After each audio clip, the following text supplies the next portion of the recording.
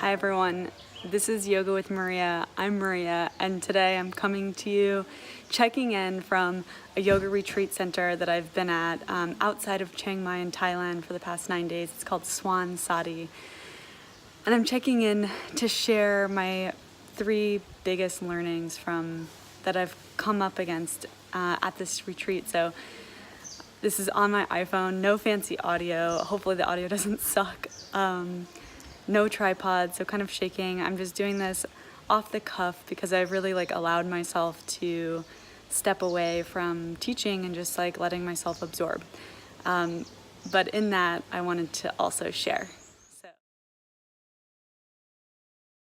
So being here has just made me kind of realize how important it is for me to unplug and have time that I'm not thinking about teaching. As much as I love bringing this to you, we have some travel coming up to Nepal where we're going to be trekking and totally off the grid, and it's going to be extremely physically challenging. And then we have a 10-day introduction to Buddhism retreat with lots of meditation. And so there's going to be a few weeks, I'm not even sure how many, maybe 3 or 4, maybe less, that I won't have new videos up. And that is for me to dive in and kind of refill my cup and give myself the opportunity to learn and soak in as much as possible so that I can bring it back to you guys. My first big learning is my attachment to comfort. So the teachers here are really good about inviting us and challenging us to sit with, what is, and noticing, when there's a sensation or discomfort, and making a note of when we want to move out of it, and then challenging us to not move out of it when we want to, or just really understanding why we're moving out of something. Is it because of pain, or is it just because of a little discomfort? And are we able to sit in that discomfort? And we've been meditating for about 20 minutes each time we sit, and doing a little bit of a slower practice where we're holding poses for long periods of time.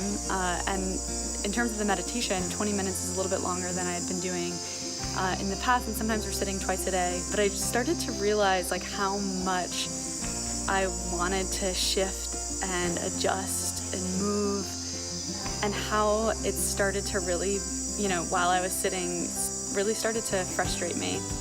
The second big realization that I've had here is that historically my practice is coming from a place of scarcity. And what I mean by that is scarcity of time, I think. So historically, when I practice for myself, I like to be completely physically spent on my mat, and I'll even get a little bit annoyed when I'm in a class and the warm-up isn't the perfect warm-up for my body to get into the physically deepest possible version of certain poses. And the reason that annoys me is because if I'm not getting into the deepest stretch, or we get to that part in the sequence and I can't go as deep as maybe I have in the past, I mentally have been thinking about that as a waste of time, or a missed opportunity. We've been doing some really beautiful practices that are much slower and much more about opening, yin and restorative, and even some really nice myofascial release type work. And it requires sitting in a pose and the time to not go as deep as you can in the pose, and allow yourself to be in whatever version of that posture that you're at the moment. And it really just kind of opened my eyes to the way that I think about my practice, as if I'm racing against some invisible clock, that every time I get on my mat, it has to be this full and fast, really opening of my body. So that realization's been really therapeutic for me. My third learning from this retreat is my relationship to challenge. So I was mentioning before that I found myself uncomfortable on my mat, and that was a challenge for me, and I was meeting that challenge with a lot of frustration. And part of the reason that I felt frustrated is because like I've been practicing for however many years, and I'm a teacher, right? Like I have this expectation of myself that I should have a certain level of comfort doing these practices. And after some really beautiful conversations with the people here, as well as just continuing to face myself in my meditation practice and the physical practice, I started to realize that the frustration that I felt towards the challenge that was coming up was this form of non-acceptance and almost like judgment. So not almost, it like is judgment. And so like this is why we do this practice, is to like make ourselves uncomfortable, or when we are uncomfortable, to find the softness, to find and come to ourselves with acceptance, to accept things the way that they actually are right now. Because self-acceptance is the path to loving ourselves. We come to this practice to not to love ourselves. Like I used to love myself when I was a certain way, or I will love myself once I do this thing, or once I've achieved a thing, or once I am that way in the future.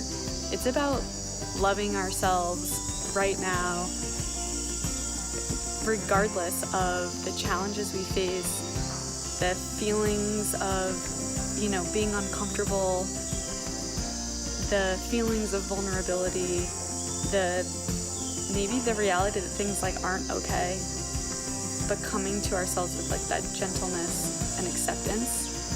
And so that was like really huge for me, and made me kind of realize like how much I really do that. It kind of hit me like a ton of bricks, because I know that that's like a real thing for me.